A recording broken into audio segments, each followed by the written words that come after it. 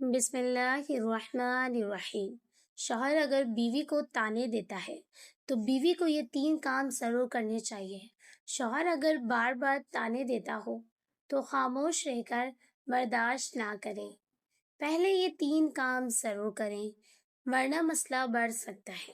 السلام علیکم ورحمۃ اللہ وبرکاتہ۔ ناظرین، اگر آپ شادی شدہ ہیں یا آپ کے گھر میں کبھی ایسی صورتحال پیدا ہوئی ہے کہ شوہر بات بات پر بیوی کو تانے دیتا ہے، اس کی عزت نفس کو ٹھیس پہنچاتا ہے، تو آج کی یہ ویڈیو آخر تک ضرور دیکھیں۔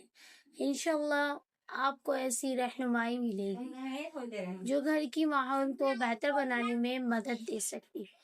سب سے پہلے ایک بات یاد رکھیں کہ اسلام نے شوہر اور بیوی کو ایک دوسرے کے ساتھ حسن سلوک، عزت اور احترام کا حکم دیا ہے۔ کسی کو بار بار ذلیل کرنا، تانے دینا یا دل آزاری کرنا اچھا رویہ نہیں۔ اب جو بات میں بتانے جا رہی ہوں یہی وہ راز ہے جس سے کئی رشتے دوبارہ سنبھل گئے۔ آگے بڑھنے سے پہلے ایک سوال، کیا آپ جانتی ہیں کہ بعض اوقات ایک ہی جملہ پورا گھر برباد کر دیتا ہے؟ نمبر 1، غصے میں جواب نہ دینا، بلکہ صبر اور نرم لہجے سے بات کریں۔ بہت سے جھگڑے اسی سے ٹل جاتے ہیں۔ پہلی بات، صبر اور حکمت سے کام لیں۔ جب شوہر غصے میں ہو تو اسی وقت سخت جواب دینے سے اکثر جھگڑا بڑھ جاتا ہے۔ اگر ممکن ہو تو پہلے ماحول کو ٹھنڈا ہونے دیں، پھر مناسب وقت پر احترام کے ساتھ اپنی بات کو کمپلیٹ کریں اور اپنی بات کریں۔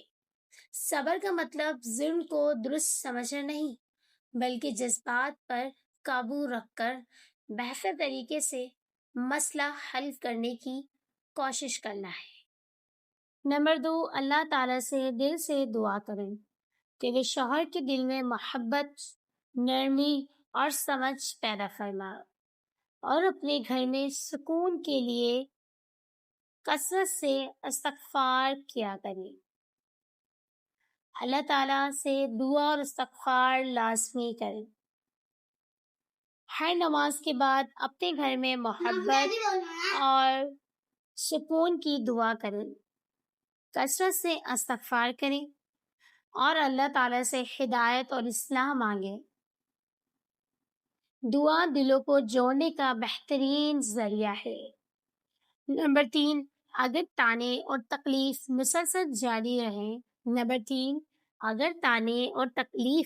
مسلسل جاری رہے تو کسی سمجھدار بزرگ یا قابل اعتماد خاندانی ثالث سے مدد لیں تاکہ مسئلے اچھے طریقے سے حل ہو سکے۔ اصلاح کی زیادہ سے زیادہ کوشش کریں۔ اگر تانے روز کا معمول بن جائے تو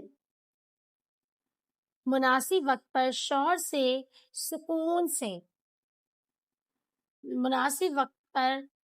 سے سکون سے بات کریں اور اپنی تکلیف بیان کریں، اور اگر ضرورت ہو تو خاندان کے کسی سمجھدار اور انصاف پسند بزرگ یا ثالث کی مدد لی۔ کچھ ہفتوں بعد اس بہن نے یہی طریقہ اختیار کیا۔ اس نے ہر نماز کے بعد اپنے شوہر کے لیے ہدایت کی دعا کی، اپنے رویے میں نرمی رکھی اور مناسب وقت پر احترام سے اپنی تکلیف بیان کی۔ آہستہ آہستہ شوہر کو اپنی غلطی کا احساس ہونے لگا۔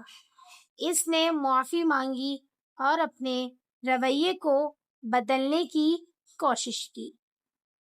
اس کا گھر پہلے سے بھی زیادہ پرسکون ہونے لگا۔ یاد رکھیں، ہر کہانی کا انجام ایک جیسا نہیں ہوتا۔ اگر کسی کو مسلسل ذہنی یا جسمانی تشدد کا سامنا ہو تو خاموش رہنا ضروری نہیں۔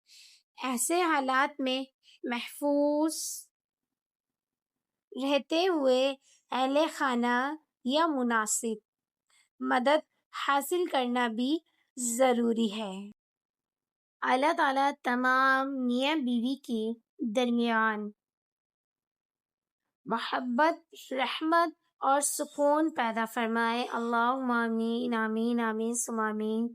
اور یہ بھی یاد رکھیں کہ اگر کسی عورت کو مسلسل ذہنی یا جسمانی تشدد کا سامنا ہو تو اسے خاموش رہنے پر مجبور نہیں کیا گیا۔